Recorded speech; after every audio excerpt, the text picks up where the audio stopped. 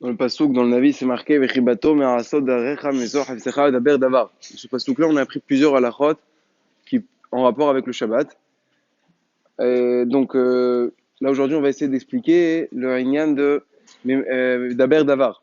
Daber davar, ça veut dire quoi? Que Shabbat, il faut changer par rapport au hol au niveau de la parole. Et daber davar, il faut que ton comportement Shabbat soit différent de celui du hol parce que pour la du Shabbat. Donc, c'est pour ça qu'un homme, il n'a pas le droit à Shabbat de parler de ce qu'il doit faire pour tout ce qui est assourd de faire pendant Shabbat. Il a pas le droit de dire que je vais le faire. Par exemple, il a pas le droit de dire à son ami, demain je voyage. Ou je vais payer tant d'argent pour chaque employé. Ainsi de suite. Toute chose qui est interdit de faire pendant Shabbat, on n'aura pas le droit de parler de ça pendant Shabbat. Ça, c'est Vedaber Davar.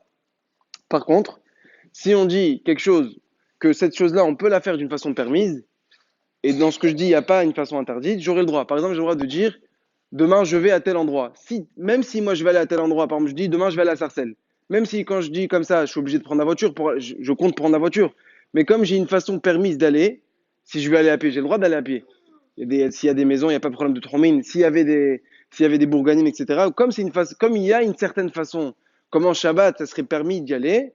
Alors, même si toi, ta kawana, c'est pas d'y aller de cette façon-là, tu auras le droit de dire. Donc, tu auras le droit de dire à ton ami, demain, je vais à Sarcelles. Pas le droit de dire, je prends la voiture pour aller à Sarcelles.